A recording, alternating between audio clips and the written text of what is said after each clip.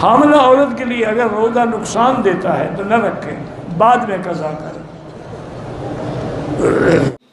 Pregnancy میں یا feed کرانے والی خواتین، ان کے لیے روزہ چھوڑنا جائز ہے یا نہیں ہے؟ یہ مسئلہ بہت زیادہ پوچھا جاتا ہے۔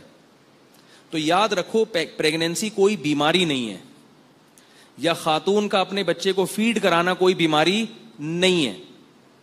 لوگوں کے بہت کالز آتی ہیں اور لوگ کہتے ہیں ڈاکٹر نے منع کیا ہے۔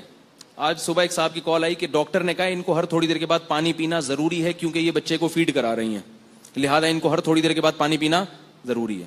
میں نے کہا یہ کب سے ضروری ہوا ہے؟ آدم علیہ السلام کے زمانے سے لے کر آج تک ہماری ماؤں کے دور تک تو پانی پینا، ڈاکٹروں کے ہاں تو صبح اٹھ کے 48 گلاس پانی پینا بھی ضروری ہو گیا ہے، سنا ہے 48 سے تھوڑا کم کر لیں۔ ایک صاحب نے بتایا کہ ڈاکٹر نے کہا کہ صبح 6 گلاس پانی پیا کرو۔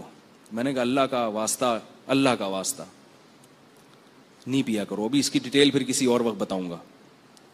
دنیا میں کوئی جانور بھی صبح اٹھ کے پانی نہیں پیتا، الا یہ کہ رات کو پینا بھول گیا ہو یا پیاس بہت لگ رہی ہو، وہ بھی صبح کچھ کھانے کی طرف جاتے ہیں۔ تو میں نے کہا ان سے پوچھیں کہ یہ کب سے، یہ صرف آپ کی وائف کے لیے، یہ ہر خاتون کے لیے کب سے ہوا یہ؟ تو یہ بات یاد رکھیں، فقہا بیان کرتے ہیں کہ پریگننٹ عورت یا دودھ پلانے والی عورت جب کسی ڈاکٹر سے روزہ چھوڑنے کی اجازت لے گی تو 2 شرطیں ہیں۔ ایک تو یہ کہ ڈاکٹر اس فیلڈ کا ماہر ہو، نمبر 2 وہ ڈاکٹر دیندار ہو، رمضان کے روزے کی اہمیت بھی جانتا ہو۔ نہیں آ رہی بات؟ میرا خیال ہے بہت سے ڈاکٹروں کا اپنا روزہ نہیں ہوتا، وہ رمضان کی اہمیت ہی نہیں ہے ان کے دلوں میں، وہ ذرا سی باتوں پہ عورت کو اجازت دے دیتے ہیں روزہ چھوڑنے کی۔ تو پریگنینسی یا فیڈ کرانا یہ کوئی بیماری نہیں ہے۔ ہاں اگر کسی خاتون کو کمزوری ہے، وہ فیڈ کرانے سے باقاعدہ ان کو چکر آتے ہوں یا بچے کو نقصان کا خطرہ ہو، دودھ نہیں بن رہا ہو، پھر کسی ڈاکٹر کو بتائیں۔ پہلی بات، اگر وہ ڈاکٹر دیندار ہوگا تو وہ ایسی ٹیبلٹ آپ کو بتا دے گا کہ یا ایسی خوراکیں آپ کو بتا دے گا جو آپ مغرب سے لے کے صبح سحری تک نان اسٹاپ کھائیں، اور اس میں اتنی انرجی ہوگی کہ وہ آپ کو صبح سے لے کے شام تک ریلیکس کر دے گا، اور آپ کی یہ فیڈ کی ضرورت انشاءاللہ پوری ہو جائے گی، اور آپ کو خوراک کی چندہ ضرورت نہیں رہے گی۔ آج پورے بیان میں یہ چندہ کا لفظ نہیں آیا تھا، رہ گیا تھا، ٹھیک ہے نا؟ آپ کو مزید کسی خوراک کی چندہ ضرورت نہیں رہے گی۔ اسی طرح پریگنینسی میں بھی یہی ہے۔ لیکن پھر بھی اگر ڈاکٹر سمجھتا ہے، دیندار بھی ہے، سمجھدار بھی ہے، وہ سمجھتے نہیں واقعتاً نقصان ہوگا، تو پھر چھوڑ سکتے ہیں روزہ، ایسی ضرورت۔ تو بلا وجہ ذرا سی باتوں پہ نہیں روزہ رکھ کے تو پریشانی تو ہوگی بھائی، روزے کا تو مقصد ہی پریشان کرنا ہے۔ ایسا روزہ جس میں کچھ بھی نہ ہو، یہ کون سا روزہ ہوا بھائی؟ تو روزہ رکھیں گے تو گریں گے بھی، چکر بھی آئیں گے، پریشانی بھی ہوگی تو ہوگا، لیکن اگر واقعی بیماری ہے تو چھوڑ سکتے ہیں۔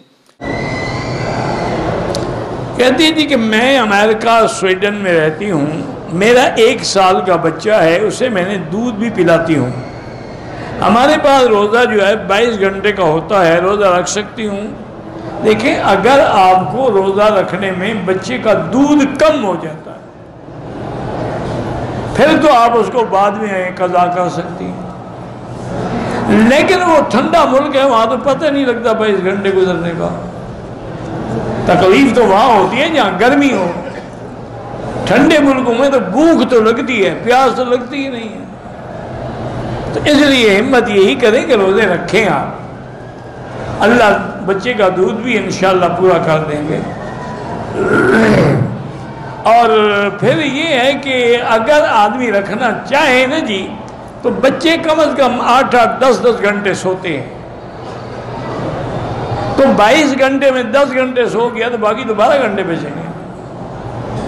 تو روزہ رکھنے کی کوشش کریں، کفارہ نہیں ہے، کفارہ ان کے لیے ہے جو ایسے مریض ہیں، بوڑھے ہیں کہ کبھی روزہ رکھ ہی نہیں سکتے، تم بعد میں قضا کر لو جب بچہ بڑا ہو جائے۔